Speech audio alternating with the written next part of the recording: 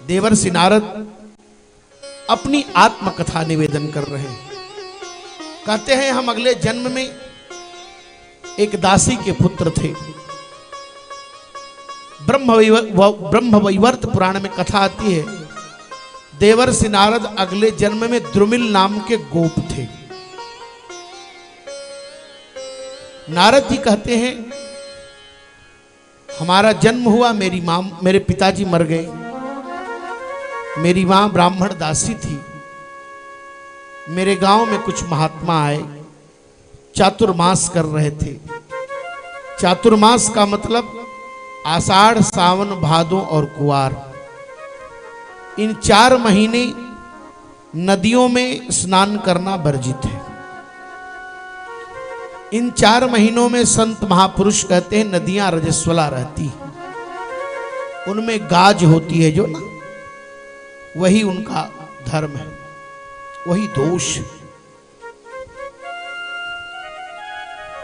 4 महीने संत लोग नदी पार भी नहीं करते।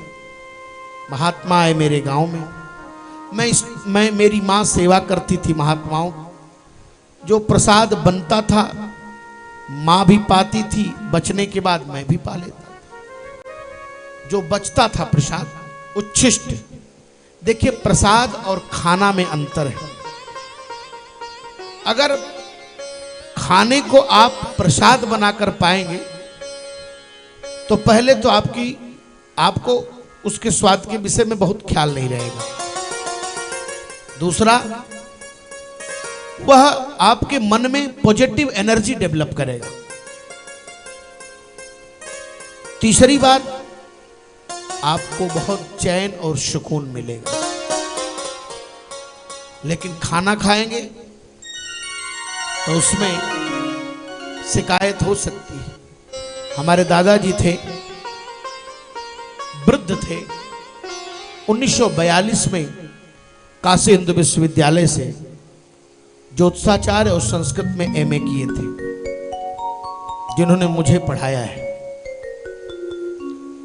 अगर हम लोग भूल से कह देते थे बचपन में बाबा खाना बन गया, तो उस दिन वो प्रसाद नहीं पाते थे। कहते थे हम खाना नहीं खाते, हम तो प्रसाद पाते हैं, विजय करते हैं। क्योंकि खाना तो मुसलमान भाई खाते हैं, खाना सनातनी नहीं खाते। अन्न का जीवन में बहुत बड़ा महत्व है। इसलिए प्रयास करें कि दूषित अन्न, दूषित धन हमारे परिवार में न लगे। इसका प्रभाव बच्चों पर आता है, परिवार पर आता है और उसको भोगना पड़ता है। इससे बचना चाहिए। राजा रघु की कथा आती है कि स्वयं वो खेती करते थे अपने परिवार के लिए, अपने हाथ से हल चला करके। परिश्रम से कमाए हुए पैसे से, परिश्रम से कमाए हुए धन के द्वारा जो उपार्जित होता है। एक व्यक्ति मुझसे मिले, पूरे जीवन उन्होंने गरीबी काटा। कहा महाराज जी खेती करते रहा, लेकिन उनके 4 बच्चे, 3 बच्चे आईएएस और 1 बच्चा आईपीएस। जीवन में कभी कहा कि 2 नंबर का पैसा मैंने देखा ही नहीं, जाना ही नहीं कि 2 नंबर क्या होता है। ऐसे जीवन में बहुत चांस आए, लेकिन मेरी रूह कांप जाती थी। आज परिणाम है कि 3 बच्चे मेरे कलेक्टर हैं, कोई सचिव है, 1 बेटा आईपीएस है। अब क्या करेंगे जीवन में कमा करके? कभी 3 महीना उनके यहाँ, 4 महीना उनके यहाँ रहते हैं और खूब जीवन मस्ती से। धन का जीवन में बहुत बड़ा महत्व है। अगर हमारा धन गलत है तो हमारे आने वाली संतान, आने वाली व्यवस्था बिगड़ जाती है। इसलिए जीवन में धन, जीवन में संपदा का बड़ा महत्व है। अन्न का प्रभाव, महाभारत में भीष्म ने खाया था दुर्योधन का अन्न, परिणाम क्या हुआ? इसलिए सबका अन्न, सबका जल, सब जगह प्रणाम कर लेना चाहिए। महात्माओं का प्रसाद पाया, ये 9 दिन जो प्रसाद का सत्र हमारे पांडे जी प्रसाद बनवा रहे हैं, सब पा रहे हैं, अपने भी पवा रहे हैं। और घर में आज तो सबसे बड़ा दुर्भाग्य है कि हम लोगों के बच्चे जो क्रिश्चियन स्कूलों में पढ़ रहे हैं, सबसे ज्यादा संस्कार वहीं से समाप्त हो रहा है। ज्यादा पैसा है, अच्छे स्कूलों में पढ़ाते हैं, अच्छे कंपटीशन में जब वो सेलेक्ट हो जाते हैं अपने संस्कार को भूल जाते हैं, वो कम्युनिस्ट हो जाते हैं, वो कहते हैं हम सोशलिस्ट हैं, हम समाजवादी हैं। कल चर्चा हो रही थी, दीनानाथ जी कह रहे थे कि पहले समाज अध्ययन पढ़ाया जाता था, अब समाज शास्त्र पढ़ाया जा रहा है। पहले जमाने में चाचा काका होते थे, पिताजी हुआ करते थे, मम्मी पापा होते थे। अभी मम्मी पापा लेटेस्ट वर्जन, अब उससे भी लेटेस्ट वर्जन आ गया डैडी। अभी तक तो मम्मी सुनते थे लोग, मम्मा लड़के करे मम्मा। तो एक दिन मैंने पूछा कि मामा अब कहाँ गए जो मम्मा, हमने कहा कि मम्मा मम्मी हो गए। हर बच्चे मम्मा, अरे भैया तो मामा कहाँ गए जब मम्मा कह रहे हो। तो एक फैशन चल पड़ा है, हम विदेशी होते जा रहे हैं। बोले महाराज आप नहीं जानते, एक व्यक्ति मेरे यहाँ आए, उन्होंने कहना शुरू किया आपको अपने बच्चों को अच्छे स्कूल में पढ़ाना चाहिए जहाँ बहुत वीआईपी व्यवस्था हो। हमने कहा भाई मेरे पास उतना सामर्थ्य नहीं है, लेकिन एक भरोसा है कि बच्चे आईएएस आईपीएस बने या ना बने, लेकिन संस्कार तो है। पैर छूना, शालिग्राम की पूजा करना, जन्माष्टमी का व्रत रखना, ब्राह्मण साधु महापुरुषों का सम्मान करना, माता पिता का पैर छूना। आज बुढ़ापे में आप नौकर लगा दीजिए पैसे के बल पर, लेकिन जो पुत्र के द्वारा सुख मिलता है वो सुख नौकर से मिलेगा। पिता बीमार हो और पुत्र की गोद में लेटा हो, वह सुख मिलेगा जो नौकर की गोद में लेटा हो। 4 बच्चे हैं, चारों अमेरिका कनाडा में रह रहे हैं, किस बात का सुख है। बोले महाराज 3 बच्चे वहां हैं, चौथा वहां है, अब बुढ़ापे में रोटी के बिना मर रहे हैं। बोले हमारे 4 बच्चे सेटल हैं। सेटल हो कि तुम मेंटल हो गए हो। जीवन का सबसे बड़ा सुख है अर्थागमो नित्यमरोगिता च प्रिया च भार्या प्रियवादिनी च वस्यस्य पुत्रोऽर्थकरी च विद्या षड्जीवलोकस्य सुखानिराजम्। संसार में 6 सुख हैं, रोज धन आता रहे, थोड़े ही आए लेकिन आता रहे, तो व्यापार से आएगा नहीं तो नौकरी से आएगा। अर्थागमो, और हम निरोग रहे। बोले महाराज पैसा तो बहुत है, रसगुल्ला खा लीजिए। बोले नहीं, हम तो रोज सुबह करेला का जूस पीते हैं, गिलोय का काढ़ा पीते हैं, और 1 से 2 फुल्का खाए कि ब्लड पे शुगर बढ़ जाए। वो धन का कौन सा सुख, जब हर बात में शुगर है, ब्लड प्रेशर बढ़ रहा है। निरोग होना बहुत बड़ा सुख है। जिसे भूख लगे और नींद आए, दुनिया का सबसे सुखी व्यक्ति। अर्थागमो नित्यम रोगिता च, निरोग रहना, पत्नी सुंदर होना, यह भी जीवन का एक सुख है। पत्नी सुंदर तो हो लेकिन प्रियवादिनी, मीठी बोलने वाली हो। ये नहीं कि पानी मांगे तो सीधे लोटा उठाकर खोपड़ी पर ही पटक दे। प्रियवादिनी। बेटा कैसा, बोले बस में रहने वाला। बेटे को कह दिया, पिताजी ने कहा बेटा मोहनिया जाओ, अरे अपना काम देके हम सासाराम जा रहे हैं। ऐसा बेटा किस बात का। और अर्थकरी च विद्या, हमारी विद्या जो हो वो अर्थोपार्जन करने वाली है, जिससे हम 10 रुपए कमा सके। ऐसी पढ़ाई न पढ़े जिसका कहीं कोई वांटे ही नहीं है, कोई उसका स्कोप ही नहीं। यही जीवन का सुख है। नारद जी कहते हैं मैंने महात्माओं की सेवा की 6 महीने।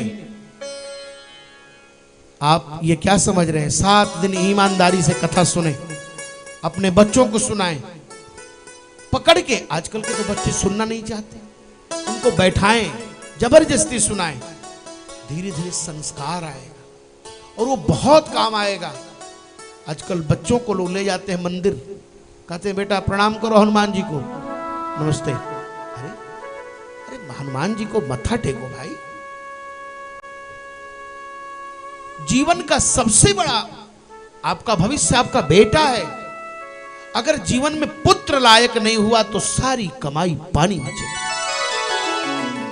स्वर्गीय बंशीधर पांडे जी जहां भी होंगे आज वो प्रसन्न होंगे कि मेरा पुत्र मेरे लिए भागवत करा रहा है। और यहां 5 ठो नाचने वाली को बुला करके और खोलकर बोतल, तो वो भी देखते कि क्या कर रहा है मेरा बेटा। ये जीवन का सबसे बड़ा सुख है, यही जीवन का फल है।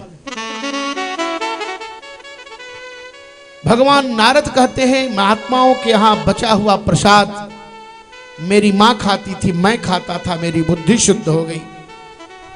महात्माओं ने मुझे मंत्र दिया कान में, ओम नमो भगवते वासुदेवाय, ओम नमो भगवते वासुदेवाय, ओम नमो भगवते वासुदेवाय, वासुदेवाय नंदनंदनाय, वासुदेवाय नंदनंदनाय, वासुदेवाय नंदनंदनाय, वासुदेवाय नंदनंदनाय, ओम नमो भगवते वासुदेवाय, ओम नमो भगवते वासुदेवाय, वासुदेवाय कृष्णचंद्राय, वासुदेवाय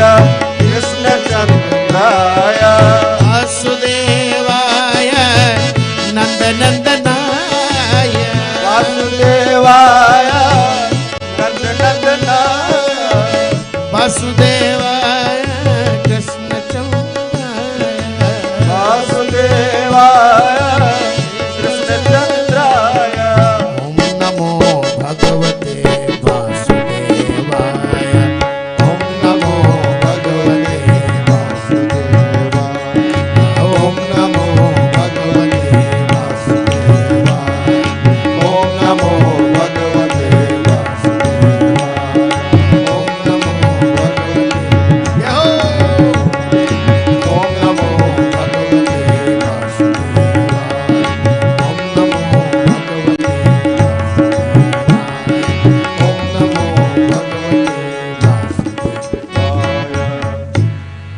कान में मंत्र दिया। गुरु मंत्र लेना बहुत आवश्यक है, किसी को गुरु मानना बहुत जरूरी है। मंत्र दिया, ललाट पर ऊर्ध्वपुंड लगाया, गले में तुलसी बांधी, माथे पर हाथ रख दिया। ये वैष्णव दीक्षा होती है, आप लोग लिए होंगे तो ऐसे ही होती है। शरणागति, भगवान की शरणागति।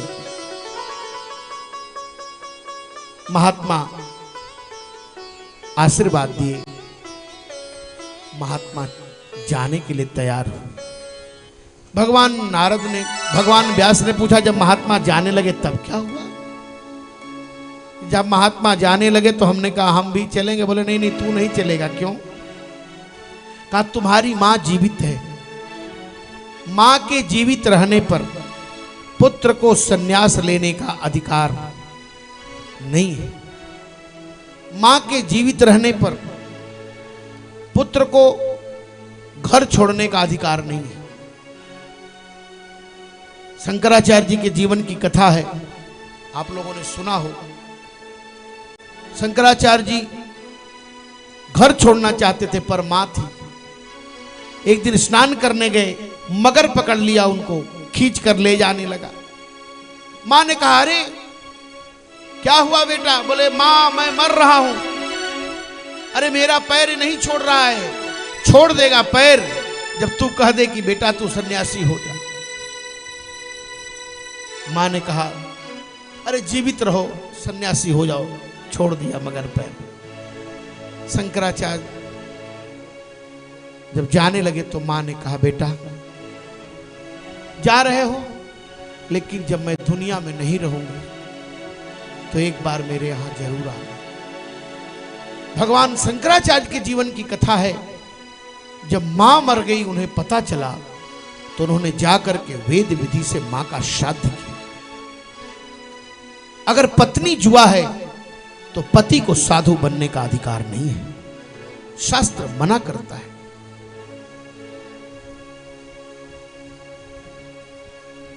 महात्मा जाने लगे, मैं रोने लगा। महात्मा बोले, नहीं नहीं, तू नहीं जाएगा, तुम्हारी मां है। भगवान नारद कहते हैं, मेरी मां मेरे जीवन में बाधक बन गई। एक दिन मेरी मां गाय दुहने गई, सांप डस दिया, मां मर गई। मुझे लगा कि अब तो मैं सारे जंजाल से मुक्त हो गया। जंगल गया। जब वहां गया तो जंगल में एक वृक्ष के नीचे ध्यान किया। भगवान ध्यान में आए। भगवान बोले, इस जन्म में तुम हमारा दर्शन नहीं करोगे, तब का अगले जन्म में तुम्हें हमारा दर्शन होगा। अच्छा। भगवान नारद मृत्यु की प्रतीक्षा करने लगे। मृत्यु कैसे आई? मृत्यु कैसे आती पता है? जैसे आकाश में बिजली चमकती। मरने वाले को भी पता नहीं कि मैं मर रहा हूं, और बैठे हुए व्यक्ति को भी नहीं लगता है कि वे मरेंगे। अभी आपसे बात कर रहे थे, मुंह खोले, ऊपर का ओठ ऊपर ही रह गया, नीचे का अधर नीचे ही रह गया, मुंह खुला ही रह गया। श्री राम नाम